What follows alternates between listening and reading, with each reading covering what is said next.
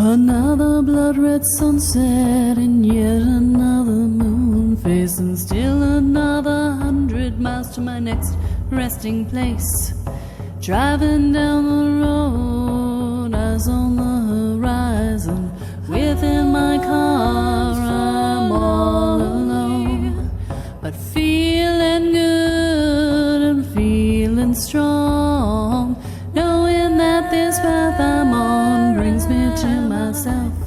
I'm driving. Welcome back to another episode of Spirit Sherpa, the show that helps and encourages you on your journey to unlock your magic mojo. With me, as always, is the Spirit Doctor, Kelle Sparta. Hey, Kelle, how's it going? Hey, well, I'm sick, but otherwise good. My husband gave me a cold. That is not the gift that I want. We have to have a conversation about this. But it's the gift that keeps giving. Yes, it is. Lots and lots of phlegm. Yeah. So, yes. How much I love y'all that I'm still recording. So, you're definitely a trooper. That's the warrior aspect of you coming out. That's it. So I'm going back to bed when this is done. So today we're actually going to do an episode entirely dedicated to a question that was asked by one of our listeners. See, it does count to ask questions because we actually do answer them. Yes. So you want to read the question? Absolutely. Okay. This question came from Gaming Thea. So thank you so much for the question. Kelle Sparta, the Spirit Doctor. Okay, so this is unrelated, but it is an episode request. I'm attending a magic circle for the first time in a few weeks, and I'd love to have you walk us through etiquette when it comes to participating in magic circles or any other gathering where people do energetic work. I suppose I'm worried that my energy will be invasive or messy for the other event participants without me even realizing. I'd love for you to talk about things we can do on our own before and after events like this to prepare ourselves energetically so we are not bringing anything bad to the table for other people to deal with. Any advice is much appreciated. Love you so much, and thank you for the wonderful content you and Jules bring us each week. Aw, thank you, Thea. That was very sweet. You're totally welcome. So there's a lot to unpack in this. So I'm going to ask you to keep me on track with the description thing. So first thing is, I just want to say this is such a fantastic question because so many people are like, I'm going to my first ritual. What do I do? I don't know. What's expected of me? Am I going to screw up? Am I going to get screwed? What's going to happen? Right. So a great question. And so what I'm going to do with this episode is I'm going to try and give you an orientation to what you should expect. Now, I'll go into the minute because I want to address the first question, which is why, or, what her concern is around her energy impacting other people and all of that, right? So, and by the way, I am assuming gender. So Thea, if I'm assuming the wrong gender, I apologize now. So, but it's easier. Anyway, the issue number one is your energy field. If you do not want your energy field to impact others, then I'm going to redirect you back to the website. I know if you've been listening for any length of time to this podcast, you're probably really tired of hearing this. But if not, go to the homepage of my website, kellesparta.com, and download. It's directly underneath my photo there on the homepage. It says free download, Boundaries for Empaths program. And that is the answer to this question. Which is, how do you keep your energy from impacting other people? Well, you pull it in and you don't let it bleed all over everybody else. So that's not to say that other people won't be bleeding over you because they have not been listening to this podcast and they may be shoving their energy field out as far as they possibly can, in which way, that's them doing it to you, but at least you will not be guilty of it. So, and when you pull your energy field back in, you will be less impacted by their energy field being pushed all over you. So that will be a bonus as well. So that's number one. So pull your energy field in before you go, and because you're going to be nervous before you walk in the door, door, pull in your energy field. When you sit down, pull in your energy field, because it's going to keep popping out, because you're going to be freaking out because you've never done this before and you're afraid of messing it up. And when we do that, we go back to our old patterns, which is to shove our energy field out to make sure that everybody's okay with this, right? So you're going to have to do this over and over and over again throughout the process. Just know that. And it's okay.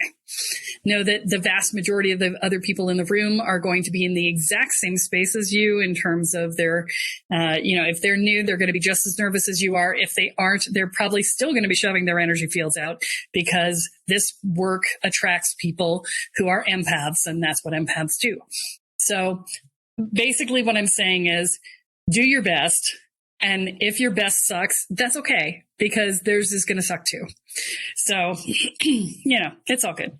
Anyway, so let's talk about what to expect rather than going into anything else. Let's talk about what to expect.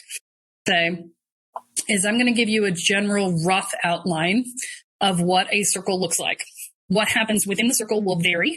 The circle itself will vary. And, if you go back to the episodes that we did on setting circles and wards and sacred containers and what's a ritual and blah, blah, blah, blah, blah, there's lots and lots of times we've talked about this, but we're going to talk about it in terms of what happens when you're entering someone else's space that they're setting, which is a different animal than doing it yourself, or, being involved with a group where you're doing it jointly. So when you're walking into somebody else's space, which means you have a high priest or a high priestess who's running the circle, which is typically what this work looks like, it's going to vary depending upon the type of magic being done. If you are walking into a hermetic or high ceremonial magic circle, it's going to be far more structured, and you should be far more careful about what you do and don't do. And that's the bad news. The good news is that they are likely to give you very clear instructions about what you're allowed to do and not allowed to do. Do not violate those instructions, or you will be spanked heartily. Okay. You can expect that will be true, because boundary setting is one of the most significant things you have to learn in magic, because if you can't set a decent boundary, you can't set a circle, right? And so they are likely to spank you pretty hard if you screw up in that scenario. So pay attention when they give the instructions and really do your best to not violate what they've set as boundary.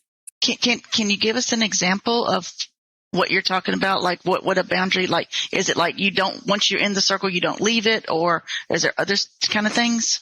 That is almost always an instruction. And if it isn't an instruction, it is an implied. Once the circle is set, you do not leave until it is released.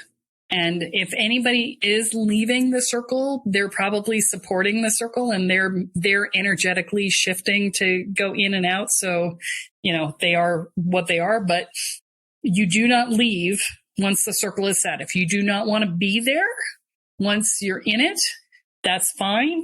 But here's the thing. You're inside an energetic container with these people.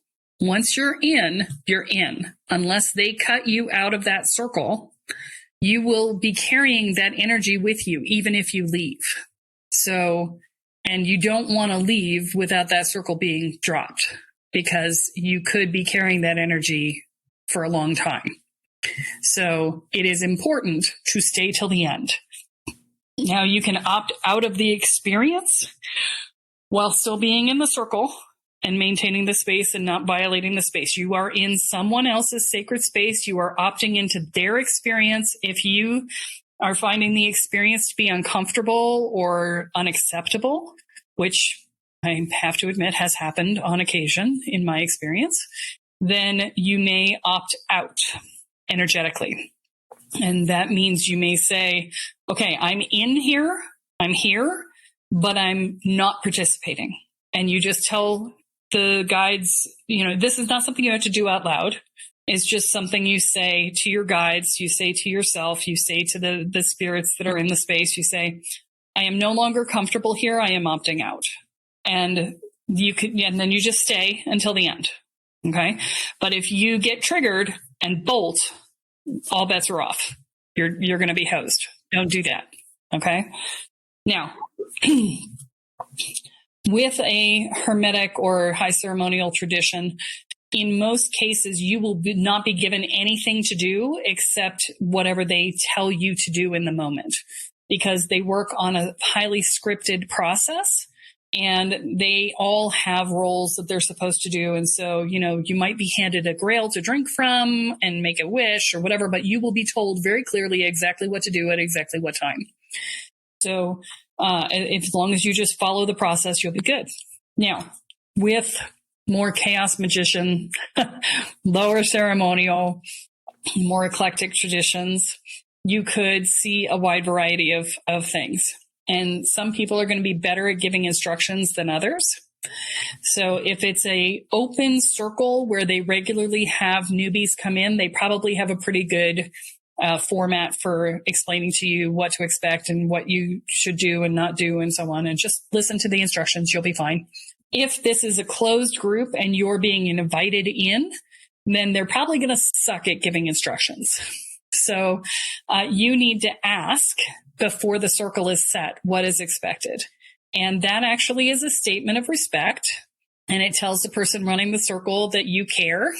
And you just say, look, I've never done this before. Can you give me an idea of what's expected? Or can you prompt me as we go so that I know what to do?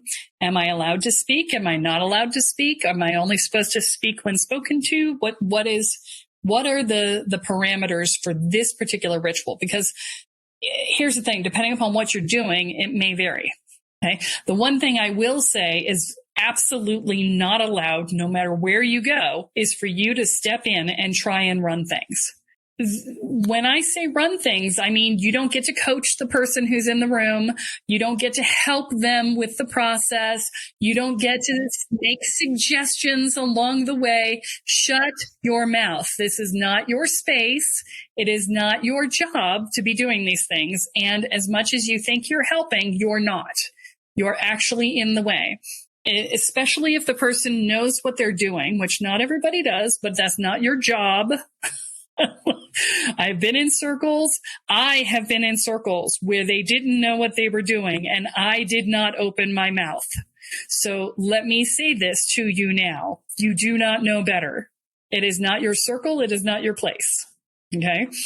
If they are fucking it up, let them fuck it up. The people who opted in have opted into that experience. Suck it up. This is their space. You do not interfere. That is the cardinal sin of going into somebody else's ritual, is trying to come in and quote unquote help without being asked. That is the cardinal sin. Okay. And that is the one that's hardest for us because we're like, but I know. And this is how I create my value, is by knowing. But I have to. But no, you really don't. You really don't. Okay. So in general, what you will discover as you come in is that there will be a time of greeting and gathering. Likely you will be smudged or some other form of clearing your energy field. You will come in, the circle will be set. I should back up. There's usually a time of orientation for somebody new, right? Before the circle gets set. So you'll likely be oriented after you're smudged because you're already in the room. They bring you into the room. You'll be oriented about what to expect. You may or may not be handed a script or a handout of some kind. And then you will be brought into the circle. The circle will be opened. You may or may not be asked to contribute something to that, in which case, sometimes they say call in your ancestors or anybody you feel like you want in the room who's crossed over, or a guide or whatever. Sometimes they give you that option. Sometimes they don't. And then you will begin whatever the ritual is that you are doing for the day. And that ritual is likely, depending on the size of the group, most rituals take between half an hour, 40 minutes, and maybe an hour and a half max. So regardless, that's about what you're in for. And then the ritual will be completed by closing the ritual. And usually there is some form of feast afterwards. So, and when I say feast, it's usually like chocolate and fruit or bread and cheese or something like that, right? So there's usually some sort of meal, not a full meal, but, something to eat. Please do eat if you can. If you're not allergic to whatever's there, please do eat. There is a purpose to the eating, and that is to ground you after you have completed the ceremony. And it'll pull you back into your body. Eating and digesting causes you to come back into your body. So please do eat if a feast is offered. If not, I highly recommend having a protein bar or something with you, and protein is best, right? So a hard-boiled egg or a protein bar or something like that would be best to have with you so that you can eat before you try and drive home. Under no circumstances, if you're feeling airy-fairy, airheaded when you're done, do not go out in your car and drive, because you are not safe to drive. You need to see the person who's running the event and say, I'm having a hard time grounding. Can you help me? And they will help you. All right. So that's basically the general structure and format of what you will find in a circle. Let's talk about what's expected of you and not expected of you above and beyond the cardinal sin piece. So what is expected of you? You may find that you are asked to anoint yourself with an oil. If you have allergies, please let people know this when you're coming in the room so that they don't use something that you're allergic to, forcing you to leave the room. Okay?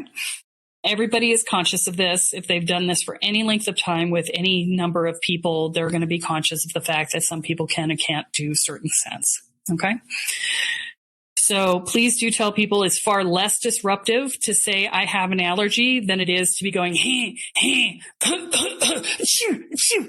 and then having to leave the room. That's far more disruptive than just saying something up front. Okay. That's like me with eucalyptus. I can't, you talk about sneezing one behind the other. So, and that could be something that people put in the room. So, this is the moment when you're walking in the door, this is the moment to tell the person I'm allergic. And if it's already in the room, they may say, well, then you probably shouldn't come in because I can't take it out. It's already been here. Right. In which case you shouldn't take it personally. It's just them saying, let's look out for you. I can't fix it, but I can pay attention for next time. Right. And then, again, if you're doing this online, with somebody, you may want to email them in advance and let them know of your allergy, but remind them again when you're at the door, because not everybody remembers all the time. Life is busy and we forget. So you may be asked to anoint yourself with oil. You may be asked to do some sort of cleansing property thing. It depends on what's going on as to what's happening. You may be asked to write some stuff down. So you may want to bring a journal with you. Most of the time, if that's going to be the case, they'll warn you and say, hey, bring a journal, but bring one anyway, because oftentimes it's helpful to write down what happened, especially if you're brand new. It's good to write down all of the elements and the order in which they happen, because then you could start to learn how these things are structured and how they work. You can write down what worked and what didn't work, what made you comfortable, what made you uncomfortable. This is how we learn as we go through our processes. I highly recommend that you go to a lot of different people's rituals, because everybody runs it a little differently, and you're going to learn what works and what doesn't work. And you're going to start to recognize this is good ritual and this is bad ritual. And yes, there are good and bad rituals. Okay. So as you're stepping into the space, try to stay out of concern about what other people are thinking about you, because I promise you they aren't. If you have done this work for any length of time, the moment you step into that circle, you are mostly not paying attention to anybody else other than the high priest or priestess and the instructions that are being given. You are doing internal work in yourself. You are mostly not paying any attention to anybody else. So you can let go of the idea that people are judging you. They're not even noticing you. Okay. And then, if you have other new people in the room, oftentimes in the gathering space, you'll be able to identify the other new people, because they're going to look really uncomfortable. Okay. They're not going to be talking. Like a deer in the headlights. Yeah. Deer in the headlights. What's going on? I'm desperately afraid. I'm not talking to anybody. I'm just going to sit here in the corner. Look for the person like that. They're going to be your buddy. And you're going to walk over and go, are you new too? And they're going to go, yes. And you're going to go, great. Let's be new together. And they'll be like, great, thanks. Okay. And you guys can sit next to each other and hold hands if you need to. It's okay. There is this statement. If you're going to a Wiccan-based circle, almost unilaterally, and I'm not going to say this for everybody because everybody's different, but almost unilaterally, you will be addressed with in perfect love and perfect trust. That is a phrase that is used within the Wiccan circle dynamic, coven dynamic. And the perfect love and perfect trust means that we are open to each other with no holds barred. We are allowing the energy to flow through us, and we are connecting our energies for the purposes of this working. Now, that is both good and bad, okay? Because it lacks all boundaries, right? So, like, oh, I'm going to mix my energy with everybody else's, yay, right? But it also means that I'm going to join my will with everyone else's, and together we are more than the sum of our parts. And so this is why it is fairly common within Wiccan practice to have closed circles or closed covens, because then you get to know each other really well. You get to understand who the other people are. You get to the point where you can feel connected enough to the other people that you feel safe to do that perfect love and perfect trust. It is aspirational in a public circle. It is not actual, because, very few people are able to open at that level to people they don't know, especially those of us drawn to magic who have trust issues. Yay. So, however, we also come in with really bad boundaries. So to a certain extent, it does exist. So it's kind of a catch-22, both and, right? I just want you to be aware that that's what that phrase means in perfect love and perfect trust. Okay. There will be a calling of the quarters in some way to open the circle. And we talked about that in episode 4 pretty substantially, and we actually cast a circle on that episode. So if you haven't listened to that yet, that's a great way to go and listen to that. In a Wiccan circle, you will have calling on the watchtowers of the north, south, east, and west. In a shamanic circle, you will have a calling on the spirit animals and the energies of the north, south, east, and west, as well as Father Sky and Pachamama. There are a variety of traditions, and they will have different ways of doing it. And I've been in traditions where it was never the same twice. And I've been in traditions where it was always the same every freaking time. Word for word, exactly the same, and everything in between.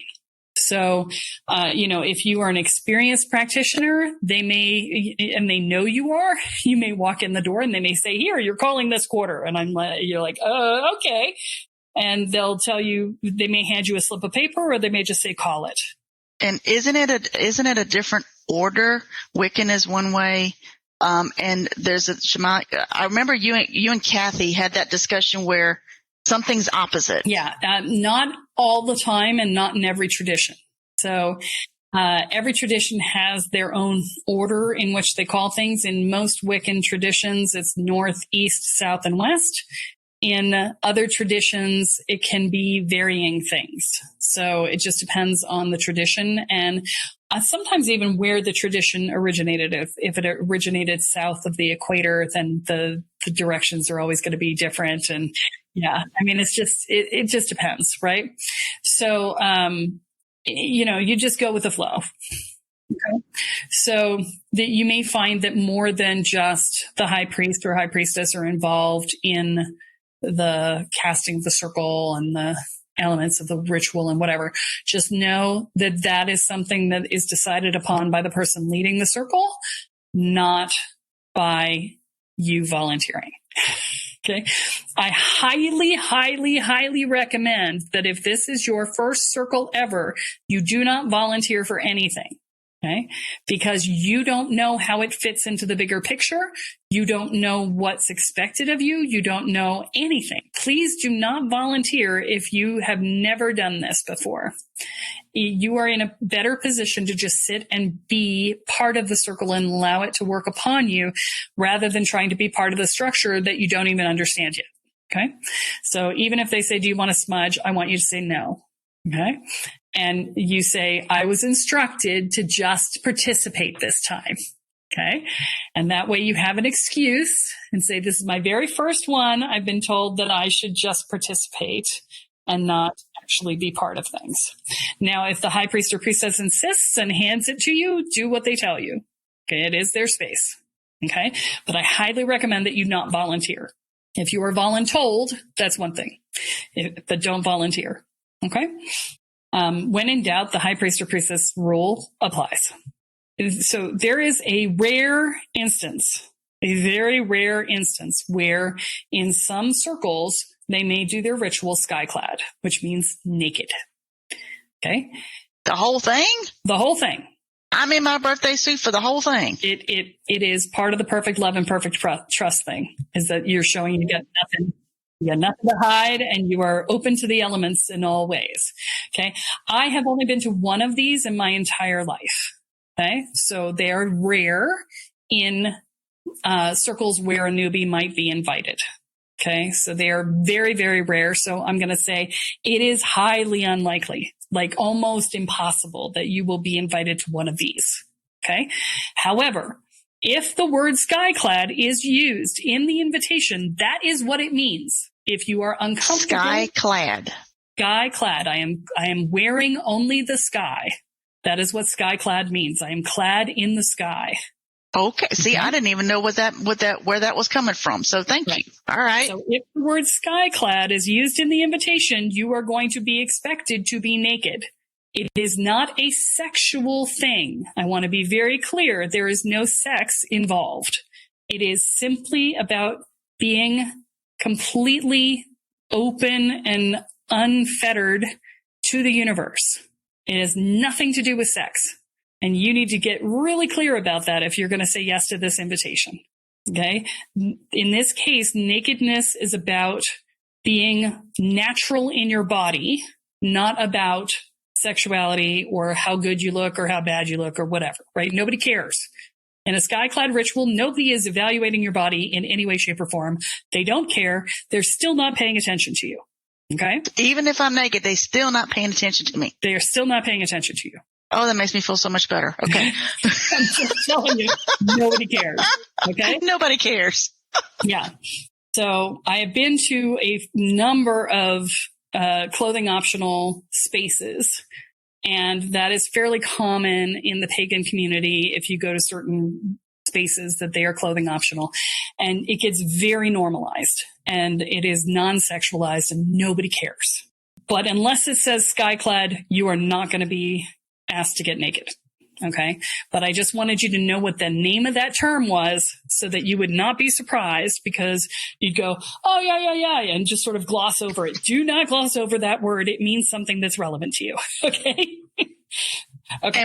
And probably if it's a regular tradition that's not as skyclad, we participating should not get naked unless, called for. Like, don't just go, oh, I'm just getting one with the universe. No. No. Yeah. So unless it is specifically spelled out that it will be a skyclad ritual, it will be a clothed ritual. So okay. It is just to make that perfectly clear. Correct. Anything you can think of that you want to ask me about that you would be concerned about? Oh, she did ask for what would happen afterwards, what she should do after. Well, and how do I prepare before? In other words, like I know the ones that I did with the moon circle, it was, you take the cleansing bath beforehand, but I was also wondering, like, since you're going to feast, do you fast before? Does that kind of change or, You can. I never have. You could. Here's the thing. This is your first time doing magic in a group. I would not recommend fasting beforehand, because if your blood sugar crashes and while your energy is up high, you're really going to have a hard time orienting. Okay. So I really don't recommend fasting in advance. If you want to do a purification bath, you're welcome to do that, but it is not expected that you will have. And so therefore any purification required will be included in the ritual. So again, optional, not necessary. In terms of prepping, the thing that I would say is don't come screaming in at the last second, stressed out from where you've been.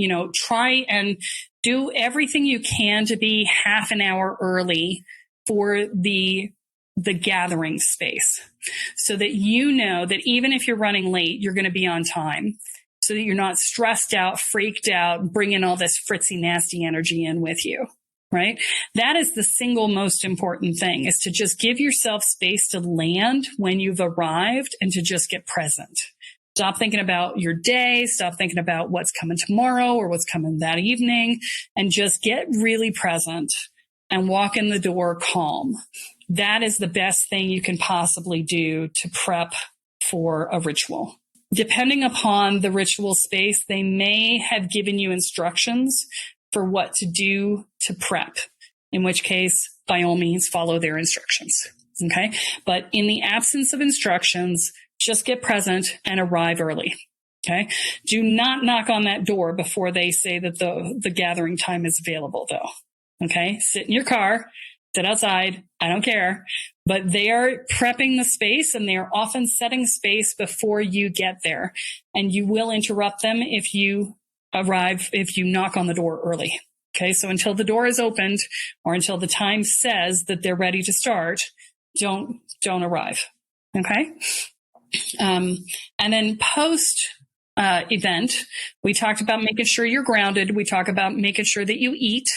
In terms of integration time, you definitely do not want to leave a ritual and go out to a bar or a party. Don't do that. That'll mess with you. Okay. Your energy is going to be very sensitive because you will have just done transformational work. And therefore, you don't want to have all these other people's energies all around you messing with you. It's going to be very dissonant. So do not plan to go anywhere else after your ritual for at least a few hours.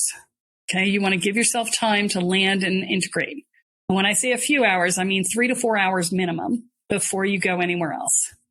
So if you did an afternoon ritual, you could go out in the evening. I still would not recommend going out drinking.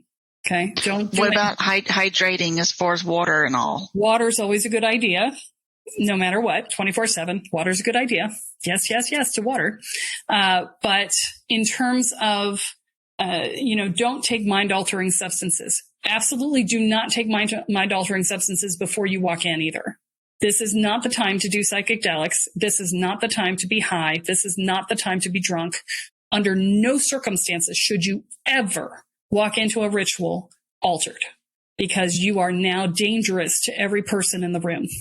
And you are a liability to the person running the space, because you could get lost and now they have to go find your ass and drag you back, which is highly more likely if you are altered than if you are not. Okay. So wait. What? I'm there in the circle. What do you mean go find me? You mean I would wander off the premises? No, energetically. So if they take you out on a guided meditation, you're going to disappear. You're going to go somewhere other than where they're taking you, because you're altered and you are not paying attention. And therefore you're going to seriously? Oh, yeah, this shit happens all the time. Yeah, all the time. It happens to people who are not altered. But if you're altered, it makes it even harder, because you will often leave the plane that they're on, the plane of existence that they're on, and you may shift into a different astral plane if you are altered. So, and it may make them very difficult for them to find you. Now, with that said, if you are on medication, do not stop taking your medication. Okay. That's the opposite of it, right? If you are on medication, do not stop taking your medication to do your rituals. That is the same thing as showing up altered. Now, that doesn't count if I have my medical license for medical marijuana. That way I can do that before the ritual, because there's going to be some smartass out there that says that. No, that is not, unless the medical marijuana is required for you to function.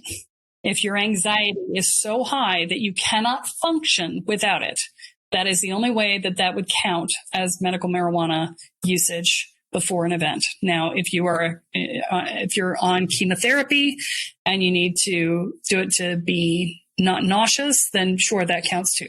Okay. But don't do it to the point where you're not conscious.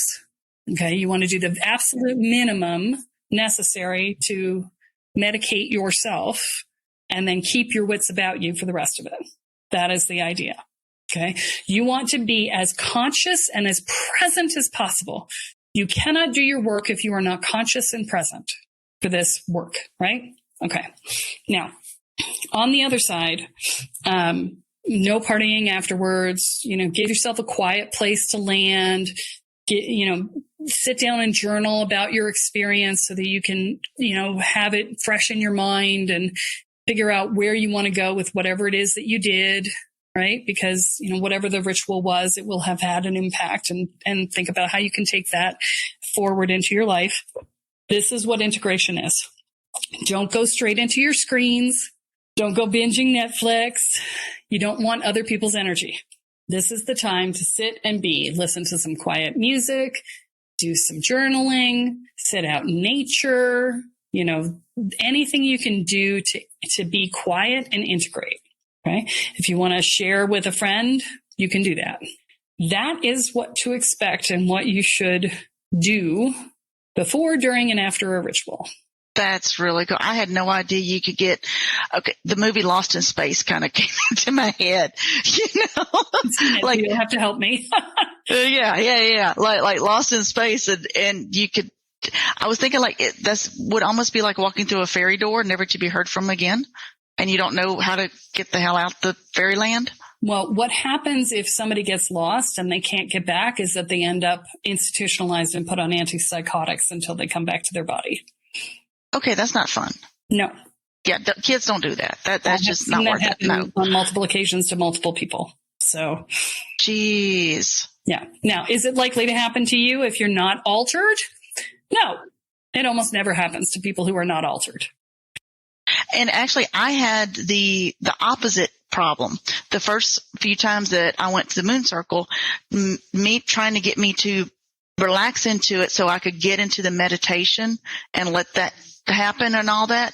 I mean, the first time I tried it, I had it was over Zoom because it was, all that, but every technical problem that could happen happened. My camera kept shutting off.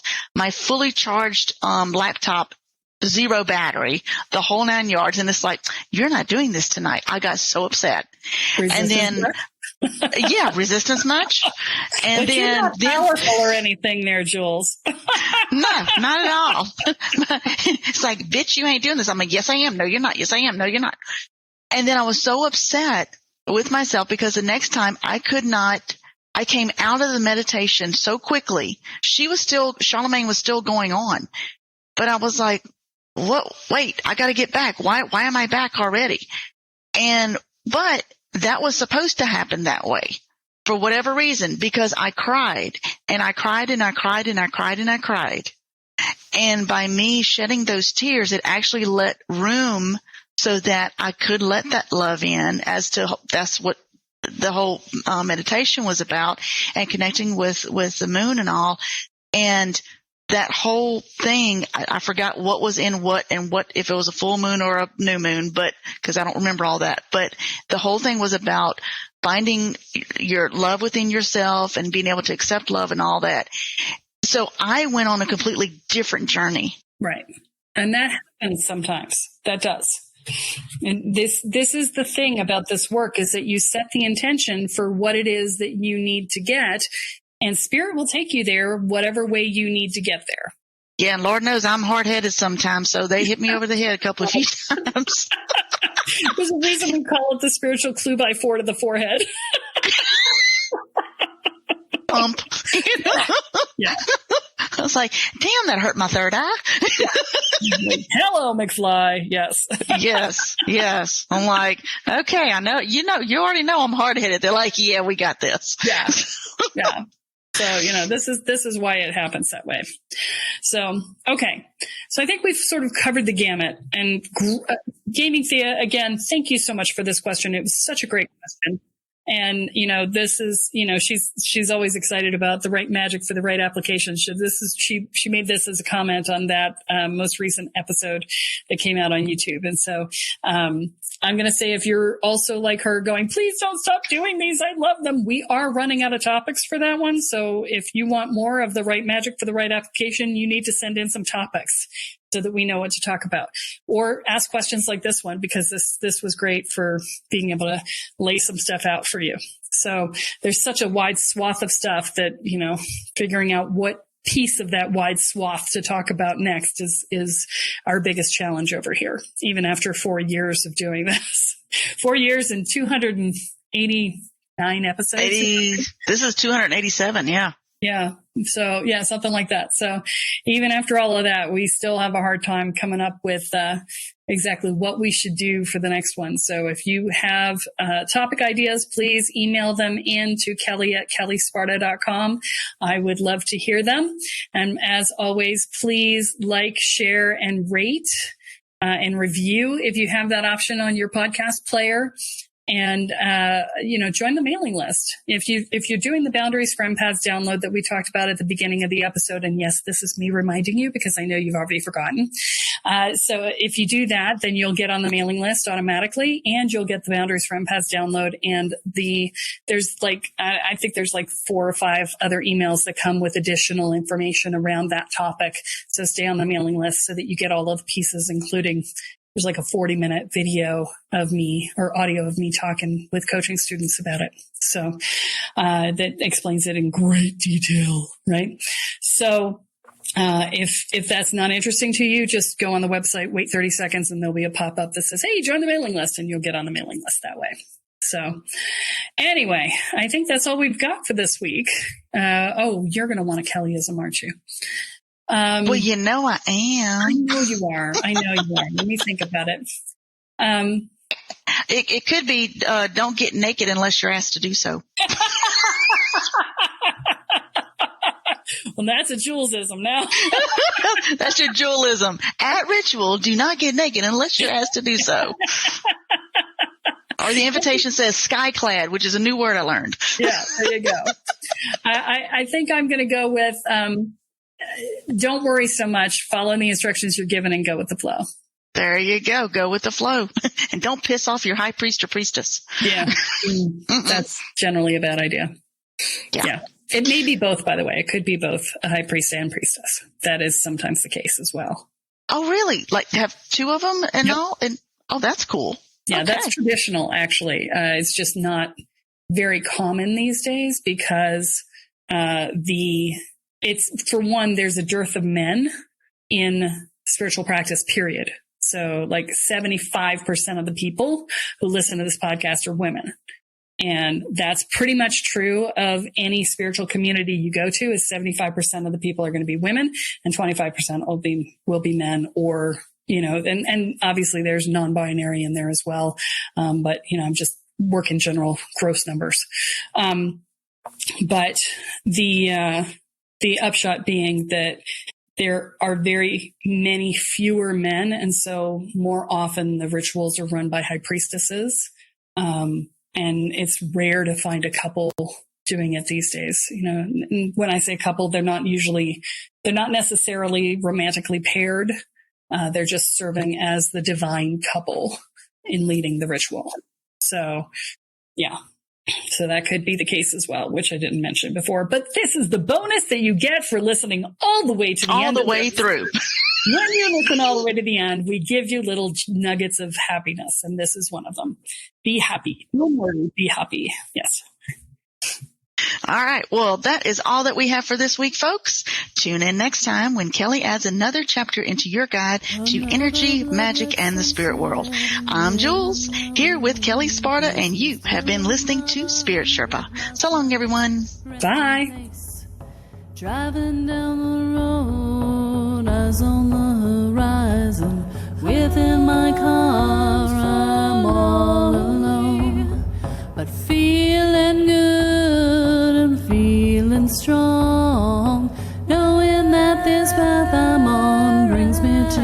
myself. I'm driving.